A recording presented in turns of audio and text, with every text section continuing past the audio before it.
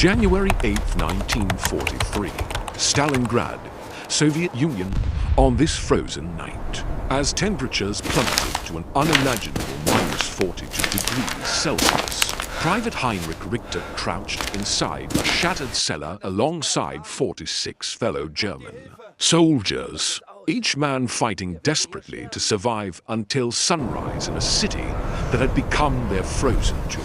The cellar provided no warmth whatsoever. There was absolutely no fuel remaining to create fire. Every wooden plank that could be ripped from destroyed structures had been burned days earlier. Richter had layered himself in every garment he possessed. His standard military uniform was covered by a Soviet greatcoat stripped from a frozen Russian corpse. Crumpled newspaper pages had been stuffed beneath his jacket for extra insulation. Strips of cloth were wound tightly round his feet inside boots that had solidified into blocks of ice. His fingers had turned black from severe frostbite sensation. In his toes had vanished completely, and he suspected they were already necrotic tissue requiring surgical removal. If he somehow made it through this nightmare, throughout the cellar, soldiers sat crushed together seeking shared warmth, trembling violently without control, several lost in hypothermic delirium, a handful already deceased, but remaining upright because their corpses had frozen solid in sitting positions, and because the surviving men lacked sufficient energy to drag the bodies outside.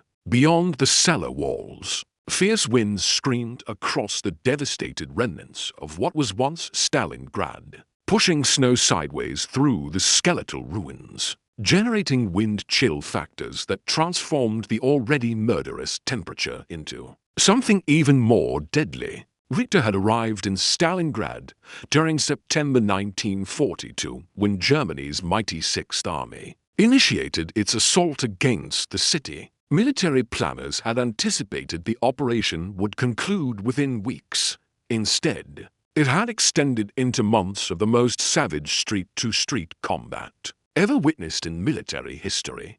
By November, German forces had seized control of 90% of the urban area.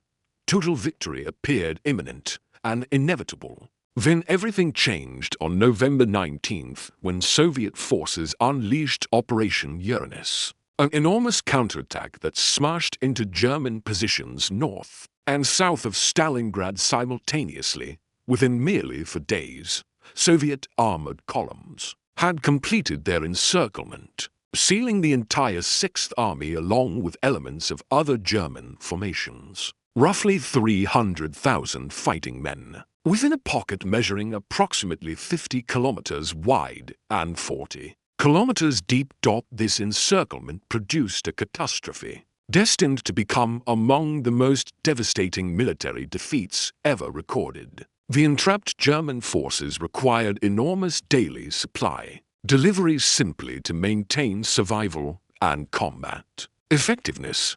Hermann Goering, commanding the German Air Force, had personally guaranteed Hitler that his Luftwaffe could sustain the surrounded army through aerial resupply, promising delivery of 500 tons of material daily. This guarantee was pure fantasy divorced from operational reality. The Luftwaffe never approached adequate supply delivery. Most days saw fewer than 100 tons reaching the pocket. Numerous days saw weather conditions preventing any flights whatsoever. These pitiful supplies meant soldiers trapped inside the pocket were gradually dying from starvation and freezing while simultaneously fighting a Soviet force that strengthened daily as fresh reinforcements arrived, and as Red Army units progressively tightened their stranglehold around the German perimeter. Richter's company had numbered 180 men when September began. By early January, fewer than 50 remained breathing. Combat had claimed most casualties, but escalating numbers were perishing from exposure, malnutrition, and spreading disease. Ration allocations had been slashed repeatedly as the supply crisis intensified. By January, Each soldier received perhaps 100 grams of bread daily, accompanied by thin soup assembled from whatever scraps could be located. Artillery horses had been butchered and consumed. Soldiers trapped rats and roasted them over tiny fires. Some desperate men had resorted to cannibalism, carving frozen flesh from corpses to extend their own survival by another 24 hours. The cold proved even more devastating than the hunger. The winter spanning 1942 into 1943 ranked among the most brutal in decades. Temperatures regularly descended below -30 degrees and reached -40 or colder during the harshest stretches. German soldiers had never received adequate winter gear because Hitler and his generals had anticipated the Soviet Union would disintegrate before winter arrived, and had therefore neglected preparations for extended cold weather operations.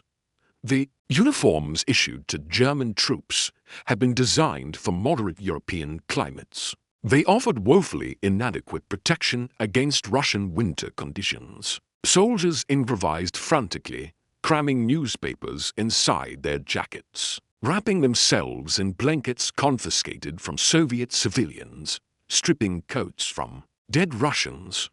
But these desperate measures proved insufficient against the merciless cold. Frostbite casualties had surpassed combat casualties by January. Thousands of soldiers could no longer walk because their feet had frozen completely. Thousands had lost fingers to frostbite, rendering them incapable of gripping weapons or executing fundamental tasks. Medical facilities were overwhelmed with frostbite victims, but doctors possessed nothing to offer except amputation of dead tissue performed without anesthetic because medical supplies had been exhausted entirely. The fuel shortage had reached critical status.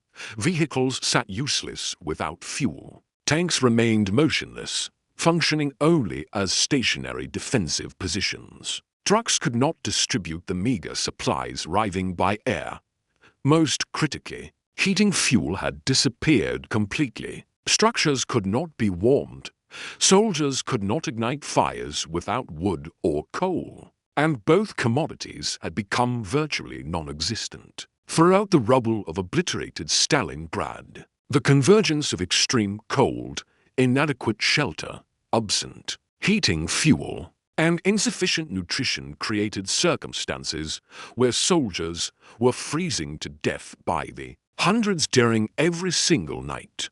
The night spanning January 8th into January 9th, 1943, would prove among the absolute worst. Weather documentation from both German and Soviet sources confirms temperatures descended to -42 degrees Celsius, with powerful winds generating wind chill approaching -50. A massive weather system had swept across the region, delivering the coldest conditions experienced that winter up to that moment. The storm had simultaneously prevented Luftwaffe supply missions, meaning zero food or supplies had reached the pocket for 2 consecutive days. Soldiers were already weakened by hunger, weakened by months of relentless combat stress, weakened by diseases proliferating through the unsanitary conditions pervading the pocket, and now confronted the coldest night of the entire winter without proper shelter, adequate clothing, or heating fuel of any kind.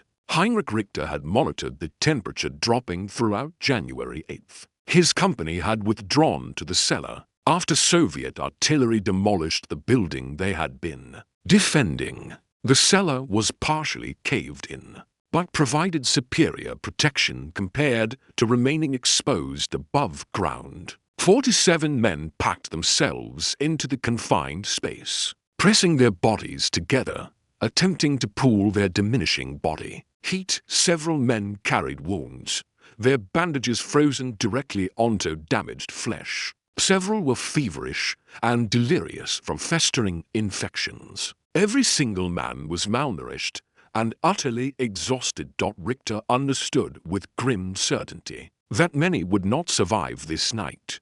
He had witnessed identical scenes previously. During earlier cold nights, men would drift into sleep and simply never regain consciousness, their biological systems surrendering to hypothermia. The critical threshold for hypothermic death occurs around -40 degrees, and conditions had already descended below that threshold.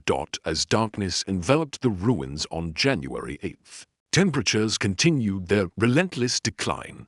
Winds intensified, discovering every crack and gap in the destroyed structure overhead, forcing frigid air directly into the cellar below. Soldiers crushed themselves closer together, forming a single shivering mass of humanity. Some men forced themselves to talk, struggling to maintain wakefulness because succumbing to sleep under these conditions meant certain death. They spoke about distant homes, about wives and children, about meals they remembered consuming during peacetime, about warm summer afternoons that now seemed impossibly remote. Some men murmured prayers, Catholic liturgies mixing with Protestant devotions throughout the darkness. Some men wept silently. Others had already withdrawn completely into themselves, sitting motionlessly, staring vacantly at nothing, too depleted to care whether they survived the night. Richter fought to maintain alertness. He had learned that physical movement helped preserve body temperature, but movement demanded energy that starving bodies simply did not possess. He shifted his position periodically, flexed his blackened fingers despite the agonizing pain, stomped his feet attempting to stimulate circulation. Even though all sensation had vanished from them, he observed the men surrounding him, noting those who appeared to be losing consciousness, shaking them roughly awake when they began slipping toward death. Because once someone surrendered consciousness under these conditions, they almost never recovered it. Hours crawled past with excruciating slowness. Richter possessed no timepiece and could not observe stars through the raging storm, so he had no method of determining the hour or calculating how much darkness remained before dawn might bring relief. Time itself became meaningless, measured solely by the spreading numbness consuming his body and by counting the men who ceased moving and ceased responding. When others attempted to rouse them, around what Richter estimated was midnight, judging by how long darkness had persisted, multiple men began exhibiting severe hypothermia symptoms. They became confused and disoriented, attempting to strip away their clothing because advanced hypothermia generates a paradoxical, burning sensation that convinces victims they are overheating and must cool themselves by undressing. Fellow soldiers restrained them forcibly, wrestling their garments back on, fighting to prevent them from exposing bare skin to the lethal cold. Some men began experiencing vivid hallucinations, perceiving things that did not exist, conversing with people who were not present. Richter overheard one soldier engaged in animated conversation with his mother, describing a meal she was preparing, thanking her for the warm blanket she was bringing to wrap around him. The soldier experienced a momentary flash of clarity, recognized he had been hallucinating, and collapsed into tears before slipping back into delirium. Deaths began accelerating after midnight arrived. Men who had been sitting upright suddenly slumped sideways and could not be revived. Despite vigorous attempts, Richter checked for pulses when conditions permitted, discovering some men had died completely while others had descended into such profound unconsciousness that their pulses were barely perceptible, and their breathing had slowed to nearly imperceptible levels. The corpses could not be relocated outside because the surviving men lacked physical strength to transport them and because the bodies had already begun freezing into rigid positions. The dead remained seated among the living, indistinguishable in the absolute darkness except that they no longer shivered and no longer responded when others tried to wake them. Richter himself felt consciousness attempting to slip away at intervals. He would suddenly realize he had been staring blankly at nothing, his thoughts becoming jumbled and confused. Feeling almost comfortable despite recognizing that he was slowly freezing to death, he compelled himself to move, to think clearly, to remember exactly why he wanted to survive. He thought about his wife Elizabeth and his son Friedrich, who had just turned 8. Living in Hamburg, mail had not arrived for weeks because the airlift was not transporting correspondence, only the barest essential supplies. He did not know whether they understood he was trapped inside Stalingrad, or whether they still believed he was advancing victoriously through Russia.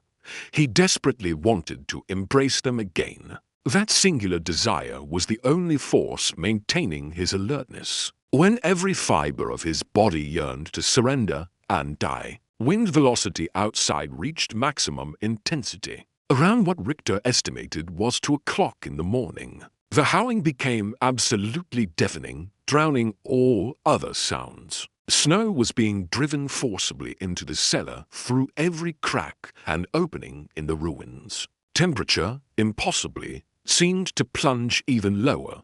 This represented the crisis point, the moment of maximum danger. Richter could sense men around him abandoning the struggle, their shivering ceasing, their bodies relaxing into the peaceful embrace of death. He attempted to continue moving, but his movements were growing progressively slower and weaker. Most of his body had lost all sensation.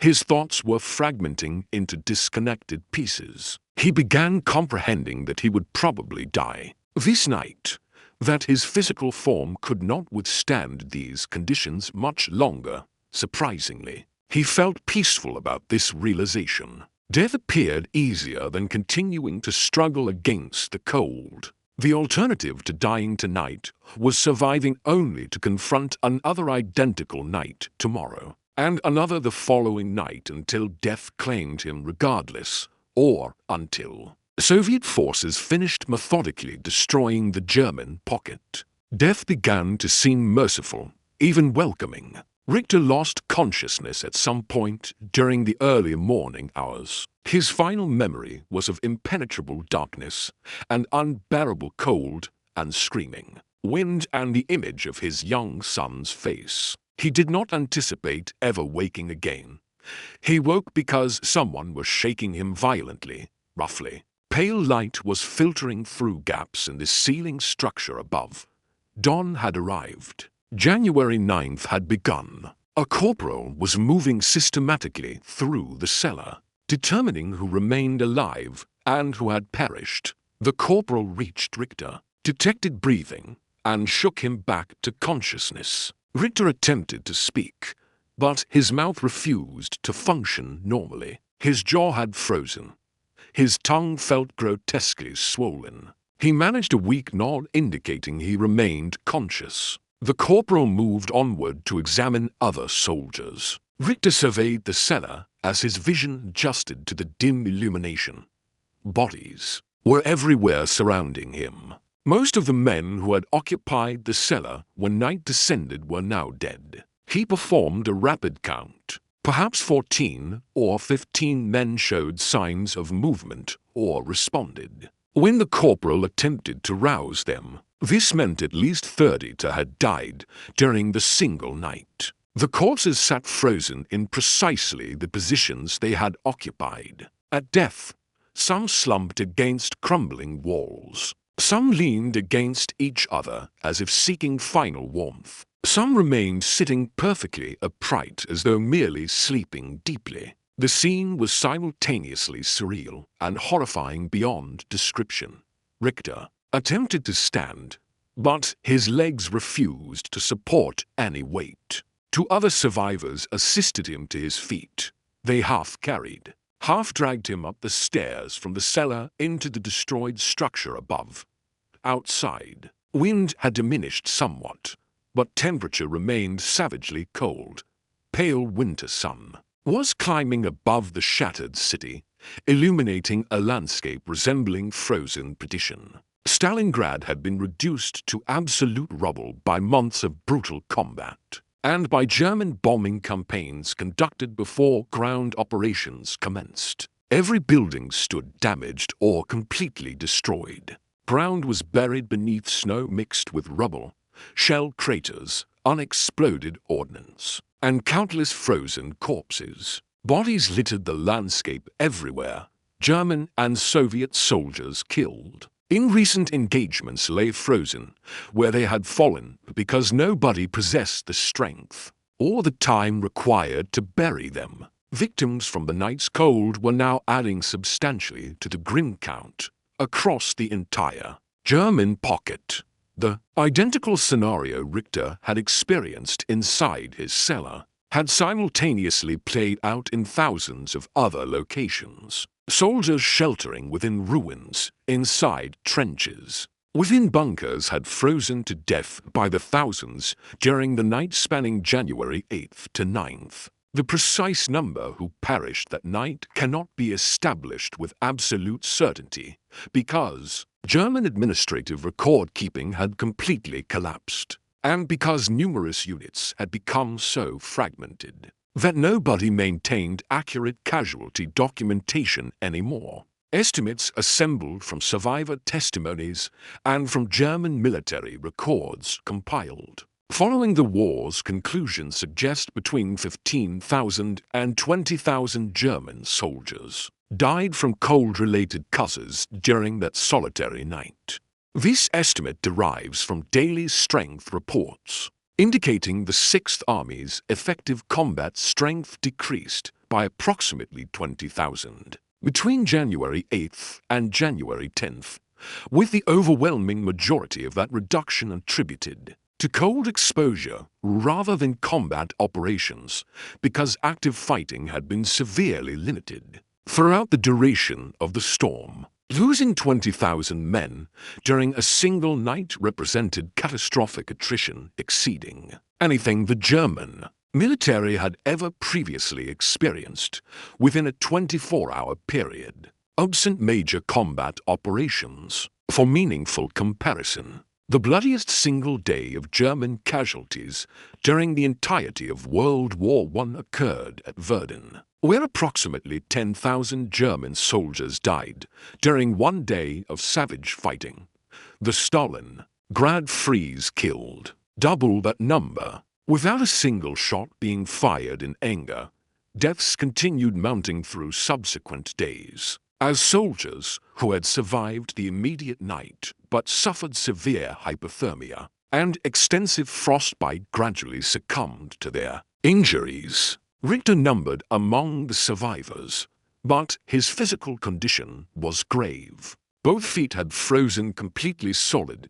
His hands exhibited severe frostbite damage. He was transported to a field hospital, essentially a basement where overwhelmed medical personnel triaged hundreds of frostbite casualties pouring in continuously. The physician who examined Richter delivered devastating news. Both feet required immediate amputation to prevent gangrene from spreading systemically and killing him.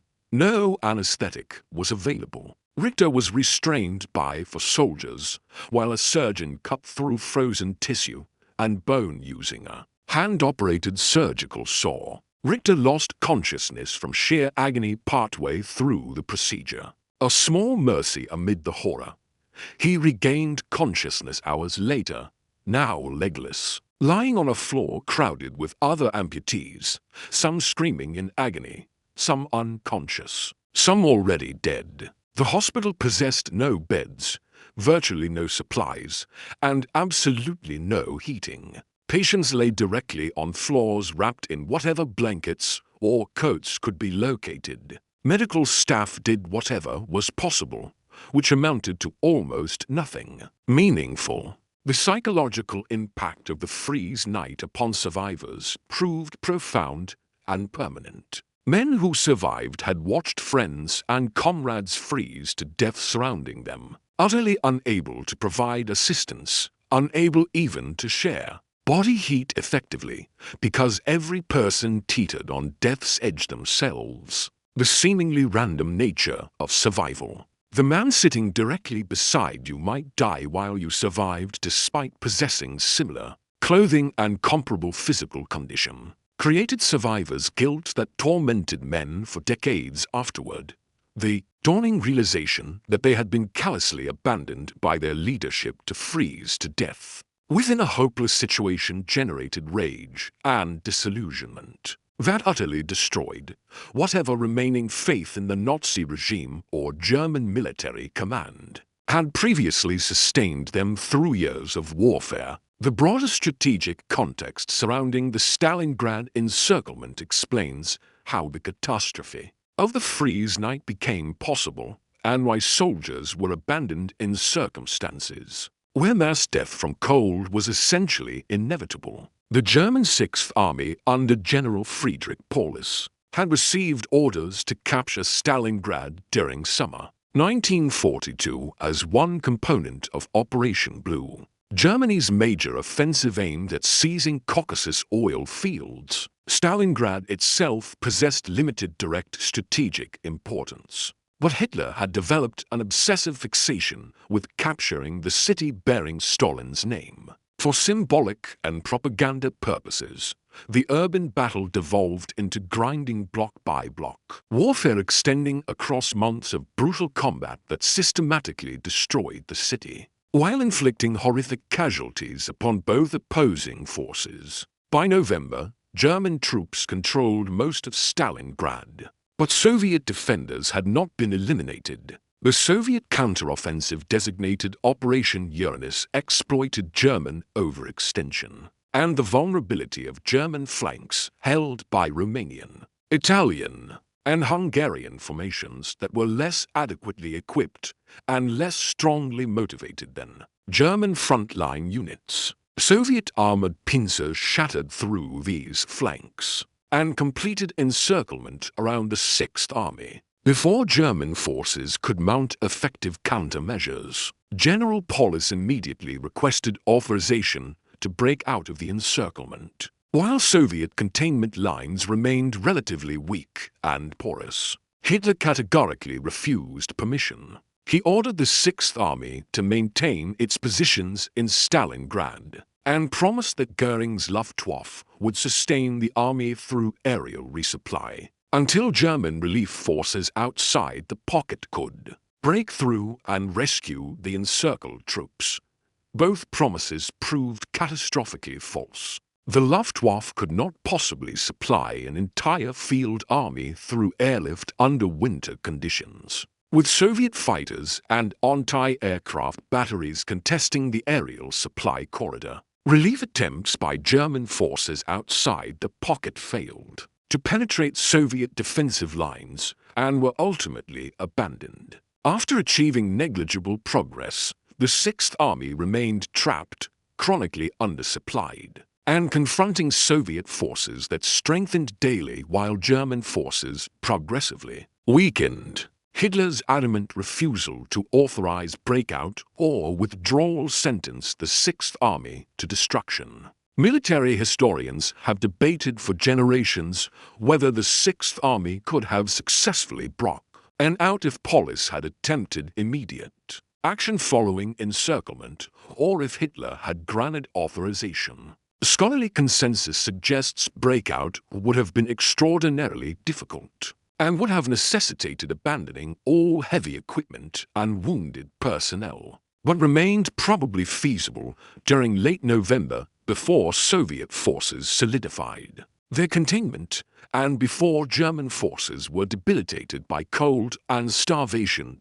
By December, breakout had become operationally impossible. The Sixth Army lacked fuel to operate vehicles, lacked physical strength for extended marching, and confronted Soviet forces fully prepared to annihilate any escape attempt. The soldiers within the pocket were definitively trapped, and they comprehended clearly that they were doomed. Supply conditions inside the pocket deteriorated precipitously throughout December and into January. The Luftwaffe was hemorrhaging transport aircraft at unsustainable rates to Soviet interceptors, to anti-aircraft fire, and to weather-related accidents and crashes. Airfields within the pocket were under constant Soviet artillery bombardment and were progressively being overrun as the pocket contracted. Delivered tonnage declined week by week. Rations were reduced repeatedly. By January, soldiers were receiving starvation-level rations, providing perhaps 800 calories daily, less than half what a soldier required for basic survival, without even considering additional caloric demands of combat and maintaining body heat in extreme cold. Soldiers were literally starving to death while simultaneously freezing. This combination proved devastatingly synergistic. Starvation severely compromises the body's capacity to generate heat. Starving individuals become hypothermic at higher temperatures than adequately nourished people. German soldiers in Stalingrad were starving and therefore became vulnerable to hypothermia at temperatures that would not normally prove lethal. Their bodies lacked calories to produce heat. Their immune systems were compromised, increasing vulnerability to infections. Their cognitive capacity was diminished, reducing ability to implement protective measures or recognize hypothermia symptoms in themselves. Starvation made the cold deadlier. The cold made the starvation deadlier. Together they created a death spiral that killed thousands. The leadership failures creating the Stalingrad catastrophe extended from Hitler at the apex through the entire German command hierarchy. Hitler's refusal to authorize breakout represented the fundamental strategic blunder. His insistence that the Sixth Army hold Stalingrad despite obvious impossibility stemmed from ideological rigidity and pathological refusal to acknowledge that his strategy had failed. Goering's promise that the Luftwaffe could sustain the army was grounded in wishful thinking rather than realistic capability assessment. The promise provided Hitler justification for refusing breakout authorization, and therefore enabled the catastrophe. General Paulus commanding the Sixth Army failed to disobey Hitler's directives, when disobedience might have preserved his army. German military culture emphasized absolute obedience to superior orders, and Paulus proved unwilling to act contrary to Hitler's explicit commands, even when those commands were manifestly leading to his army's annihilation. The tragedy was compounded because Paulus understood the situation was hopeless, yet continued following orders he recognized were systematically killing his men. The Soviet perspective on the Freeze Night illustrates that the battle's brutality affected both opposing forces. Though Soviet troops were substantially better prepared for winter operations, Soviet soldiers received winter uniforms far superior to German equipment. Soviet forces maintained supplies of firewood and coal for heating. Soviet logistics functioned normally, while German logistics had essentially collapsed. But Soviet soldiers fighting in Stalingrad still suffered terribly from cold. Thousands of Soviet soldiers also perished from cold-related causes throughout the winter, though in considerably smaller numbers than German losses, because Soviets possessed superior equipment and adequate supplies. Soviet command was fully aware that German forces trapped in the pocket were suffering catastrophic cold casualties. Soviet intelligence derived from prisoner interrogations and from monitoring German radio communications indicated German forces were losing thousands of men daily to cold and starvation. Soviet strategy deliberately allowed these conditions to progressively weaken German resistance before launching the final offensive to eliminate the pocket. The cold was accomplishing Soviet objectives without requiring Soviet forces to attack. The wait and starve strategy minimized Soviet casualties while maximizing German losses. The propaganda dimensions of the Stalingrad disaster held enormous significance for both nations. Nazi leadership initially portrayed the battle as heroic defense of Stalingrad against overwhelming Soviet hordes. German propaganda emphasized courage and determination of German soldiers holding the city. Propaganda could not acknowledge the reality that German soldiers were freezing and starving to death in a pocket created by their own leadership's catastrophic miscalculations. Soviet propaganda leveraged Stalingrad as the definitive symbol of Soviet resistance and ultimate Soviet triumph over fascism. The battle became cornerstone of Soviet World War II mythology, representing the decisive turning point, where the seemingly unstoppable German advance was halted and permanently reversed. The Freeze Night and the suffering of German soldiers in the pocket were extensively employed in Soviet propaganda, demonstrating the inevitable defeat awaiting fascist aggression. The humanitarian questions raised by the Freeze Night and by the Stalingrad pocket generally include whether Soviet forces bore any obligation to offer humanitarian assistance or to permit evacuation of wounded German soldiers. International law and military custom during that era did not clearly mandate combatants to assist trapped enemy forces, particularly when those forces had invaded the country and had perpetrated widespread atrocities against civilian populations. Soviet forces at Stalingrad operated under no obligation to assist Germans who were freezing and starving in the pocket that German aggression had created. The Soviet perspective held that Germans had brought their suffering upon themselves, and that allowing Germans to suffer and die reduced the number of Germans who would continue fighting. The perspective was harsh, but remained consistent with the total war being waged, and with the extensive atrocities Germans had committed against Soviet civilians and prisoners throughout their invasion.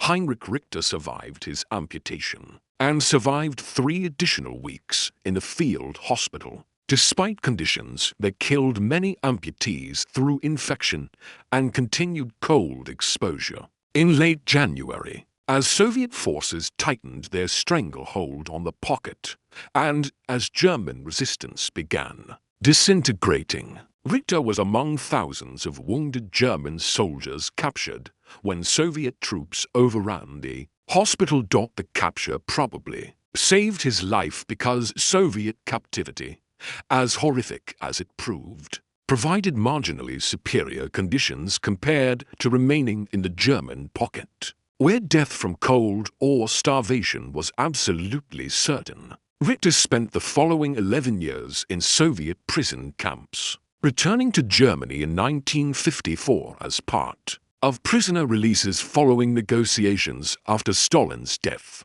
He returned without legs, weighing under 50 kilograms, suffering from tuberculosis and malnutrition-related health complications that would affect him permanently.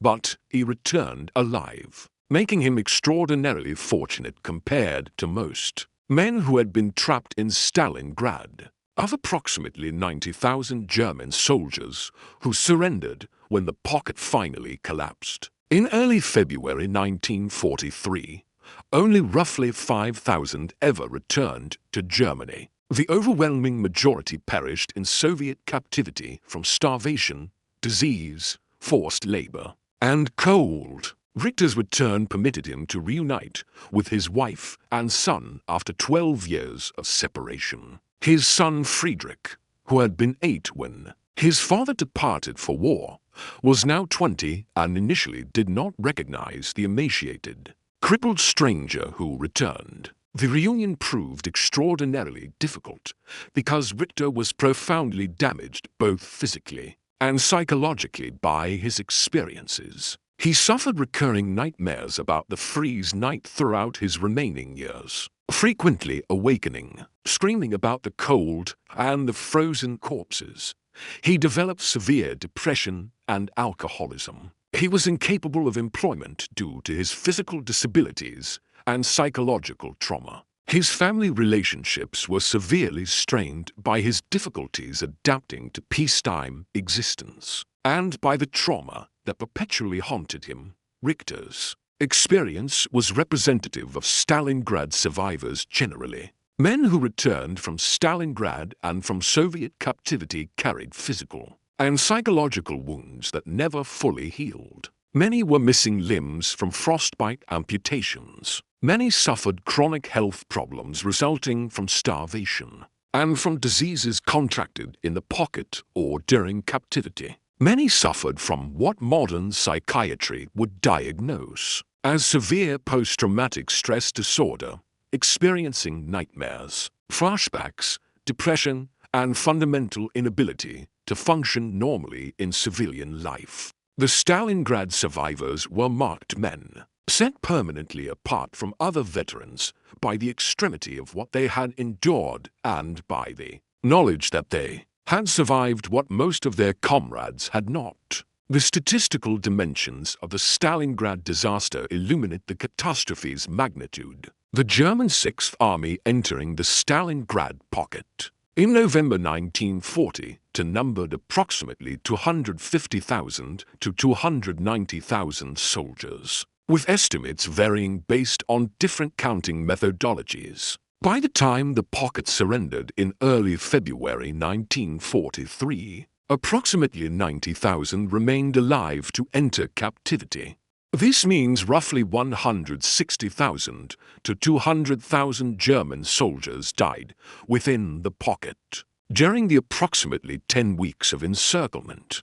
Of those who perished, estimates suggest approximately 50,000 died in direct combat from Soviet attacks and from fighting as the pocket was methodically reduced. The remaining 110,000 to 150,000 died from cold, starvation, disease, or from wounds that would have been survivable given adequate medical care, but proved fatal under conditions prevailing inside the pocket the night of January 8th to 9th, when 15,000 to 20,000 perished, represents roughly 15% of total non-combat deaths concentrated within a single 24-hour period, illustrating the catastrophic impact of that particular cold event.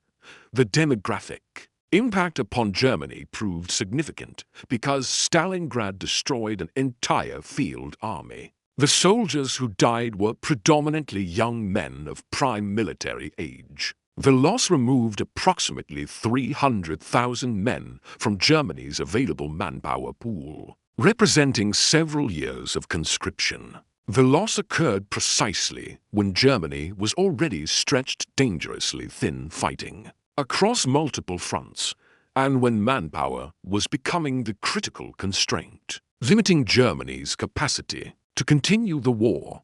The Stalingrad losses, combined with other defeats during late 1942 and early 1943, marked the commencement of Germany's irreversible strategic decline, and the point where the war became fundamentally unwinnable for Germany. The strategic impact exceeded even what numerical losses might suggest because the Sixth Army had been among Germany's finest and most battle-experienced formations. The loss of so much accumulated combat experience and so many trained soldiers could not be readily replaced. The propaganda and morale impact within Germany proved severe. The Nazi regime could not conceal the loss of an entire army.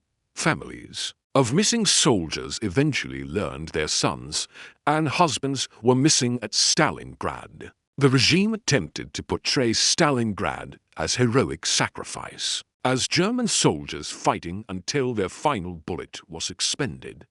But the reality that emerged from survivors revealed that soldiers had frozen and starved to death because of Hitler's refusal to authorize breakout. The truth about Stalingrad progressively undermined faith in Nazi leadership and created widespread disillusionment that the regime could not suppress. Despite its formidable propaganda apparatus, the military lessons derived from Stalingrad influenced how both opposing forces conducted operations throughout the war's remainder.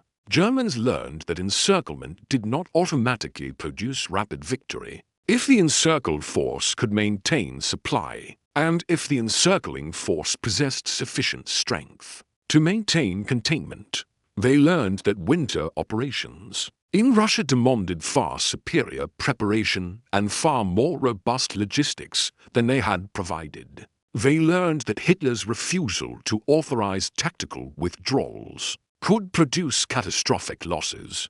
These lessons arrived too late to alter the war's ultimate outcome, but they influenced German defensive operations during subsequent years. Soviets learned that their encirclement strategy, followed by systematic destruction of the pocket, proved highly effective and warranted repetition. They learned that allowing cold and starvation to weaken encircled German forces before attacking minimized Soviet casualties, while maximizing results. They employed variations of the Stalingrad strategy repeatedly in subsequent operations, encircling and annihilating German formations across the Eastern Front. The memorialization of Stalingrad within Germany has been complicated by uncomfortable facts surrounding the battle. German military tradition values courage and sacrifice, and soldiers at Stalingrad unquestionably displayed both virtues. But the battle also illustrated catastrophic leadership failures by Hitler and the High Command, and it demonstrated the futility of continuing to fight a war already lost. Post-war German commemorations of Stalingrad have struggled to honor soldiers' sacrifice while acknowledging that the sacrifice was squandered through leadership failures. Survivor organizations formed after the war focused on remembering fallen comrades and providing mutual support, but increasingly criticized leadership decisions that created the catastrophe. Soviet and Russian memorialization of Stalingrad has been extensive because the battle occupies central position in Russian World War II memory. The Battle of Stalingrad is viewed as the definitive turning point, the moment when the Soviet Union halted German advance and began pushing Germans back toward ultimate defeat. Memorials, museums, monuments, and commemorations in Volgograd, Stalingrad's current designation, preserve memory of the battle as Soviet and Russian victory, and as enduring symbol of resistance against invasion. German suffering during the battle is acknowledged in these memorializations, but is framed as consequence of fascist aggression and as justified result of German invasion. Personal testimonies, collected from Freeze Night survivors through interviews and memoirs during decades following the war, provide harrowing details about experiencing extreme cold and about the psychological impact of watching friends freeze to death. Survivors describe the progression of hypothermia. First the uncontrollable shivering, then confusion and disorientation, then the paradoxical sensation of warmth making victims want to remove clothing, then loss of consciousness, then death. They describe the sound of howling wind and the terrible silence when someone stopped breathing.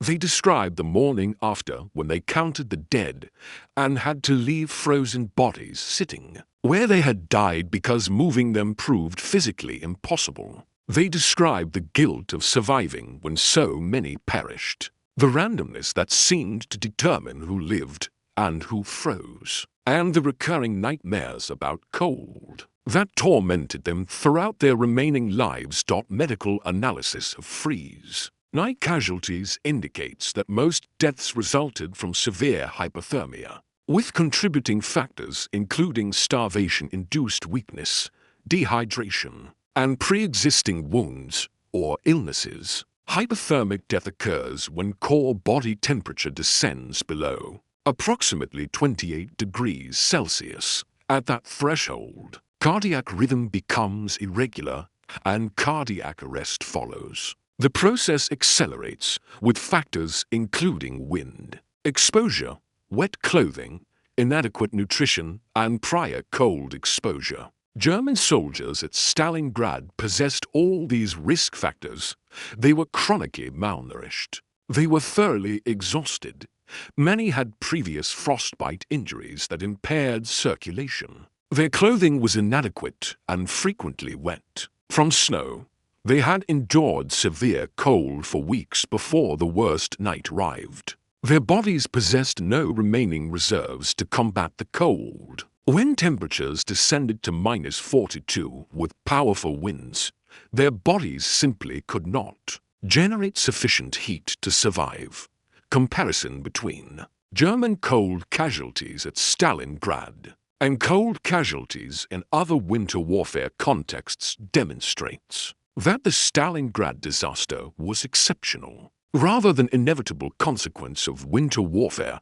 Finnish forces fighting the Soviet Union during the Winter War of 1939–1940 operated in comparable temperatures, but experienced far lower cold casualty rates because they possessed proper winter equipment, adequate supplies, and thorough training in winter survival techniques. German forces earlier, during the winter of 1941–1942, had suffered significant cold casualties, but not approaching Stalingrad's scale because they were not encircled and cut off from supplies. Soviet forces throughout the war operated effectively in winter conditions because of superior equipment and comprehensive preparation. The Stalingrad Freeze casualties resulted from the specific convergence of encirclement, supply failure, inadequate equipment,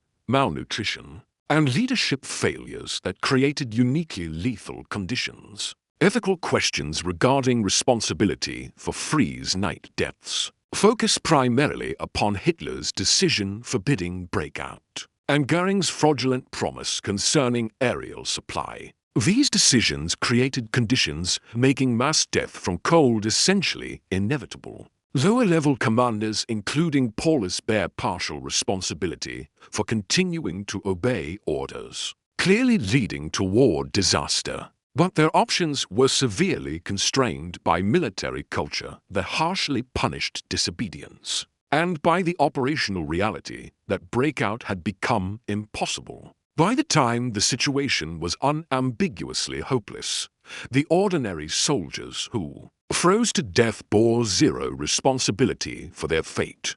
They were following orders. They were trapped by circumstances completely beyond their control. They died because their leadership had failed them with catastrophic consequences.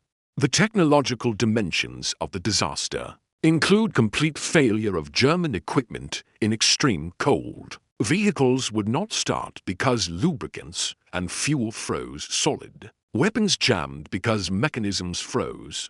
Radios failed because batteries died in the cold. Aircraft engines would not start or would fail shortly after takeoff. The German military had not designed equipment for sustained operations in extreme cold. Because planners had not anticipated fighting in Russia during winter, the absence of cold weather equipment contributed directly to the disaster by rendering German forces incapable of operating effectively. Even before the Freeze Night killed thousands, the logistical impossibility of supplying an encircled army by air under winter conditions was demonstrated with devastating finality at Stalingrad. The Luftwaffe required approximately 500 tons of supplies delivered daily to sustain the Sixth Army. Achieving this tonnage would have required approximately 150 to 200 transport aircraft sorties daily.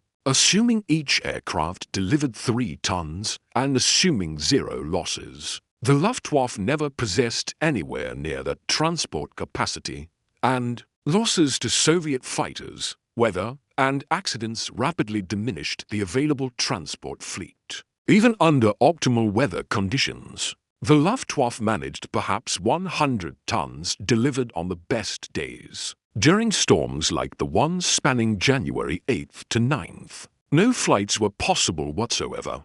The arithmetic of aerial supply was always impossible. But Göring's promise convinced Hitler that holding the pocket was feasible when it actually constituted a death sentence for the army trapped inside. Historical debates regarding Stalingrad continue among military historians and among Russians and Germans attempting to understand what the battle signifies for their respective national histories. For Russians, Stalingrad represents an ambiguous victory and decisive turning point in the war, demonstrating Soviet resilience and military capability. For Germans, Stalingrad is considerably more complex, simultaneously a narrative of soldiers' courage and suffering, a story of catastrophic leadership failure, and a cautionary tale about consequences of aggressive war and following a genocidal regime. The debates reflect different national memories and different attempts to discover meaning in a battle that killed over 1 million people and represented one of history's bloodiest and most brutal military campaigns.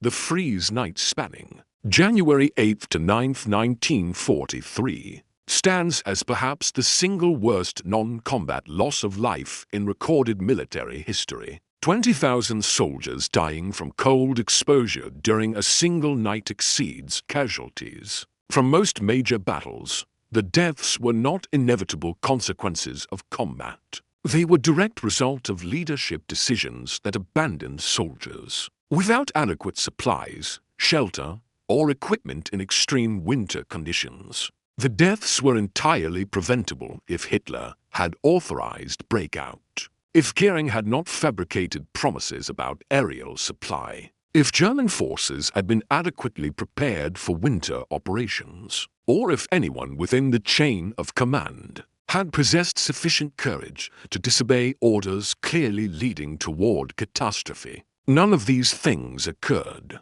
and 20,000 men froze to death in a single night as direct consequence. Heinrich Richter lived until 1991, dying at age 85 in Hamburg. He never fully recovered from his Stalingrad experience. His final recorded interview, given in 1987 to a German documentary production, included his description of the Freeze Night.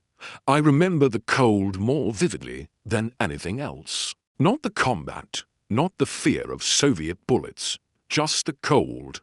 It was cold that killed most of us. We froze because we had been abandoned, because nobody was coming to rescue us, because Hitler would not permit us to attempt escape. We understood we were going to die. There was nothing we could do to change our fate. I survived through pure accident. Many better men than me died that night. I have never understood why I lived while they perished. The cold was absolute, complete, inescapable. It was like hell, except hell is supposed to burn. Our hell was frozen solid." Richter's testimony, alongside testimonies from other survivors, provides the historical record of what transpired during that terrible night, and ensures the deaths are not forgotten even as the generation that experienced them passes away. The legacy of the Stalingrad Freeze Night extends beyond immediate casualties to influence how military forces prepare for winter operations, and how they conceptualize the ethics of command decisions that expose soldiers to extreme risk. Modern military doctrine emphasizes that commanders bear responsibility to avoid exposing troops to unnecessary risks, and that logistics and supply represent fundamental requirements that must be secured before committing forces to operations. The Stalingrad disaster illustrates precisely what occurs when these principles are violated. When forces are committed without adequate logistics, when impossible situations are not honestly acknowledged, and when commanders prioritize political or symbolic objectives over soldiers' lives. The lessons remain relevant because similar situations continue occurring in modern warfare, where inadequate preparation, deficient logistics, or political interference with military decisions creates conditions where soldiers die unnecessarily. Commemoration of the Freeze Night specifically, as distinct from commemoration of the broader Stalingrad battle, has been limited because the specific night tends to be subsumed within the larger disaster, Historians document the night's casualties as component of the overall pocket casualty count. But no monuments exist specifically honoring those who froze on January 8th to 9th, as opposed to those who died on other nights or who died in combat. The specificity of the freeze night matters because it illuminates the degree to which coal functioned as the primary killing agent, and because the concentration of deaths within a single night demonstrates how critically vulnerable the trapped army had become. Future historical research on Stalingrad continues discovering new details and new perspectives as archives are opened and as new generations of historians analyze available evidence. Recent Russian scholarship has provided access to Soviet planning, documents, and operational reports that illuminate Soviet decision-making throughout the battle. Recent German scholarship has analyzed individual unit records and personal documents that provide ground-level perspective on what soldiers actually experienced. The Freeze Night will remain part of this historical record as one of the most tragic episodes within a battle saturated with tragedy. A night when the cold accomplished what Soviet forces had been unable to achieve. Through weeks of combat, killing tens of thousands of German soldiers in a matter of hours while leaving survivors haunted forever by memories of that frozen hell.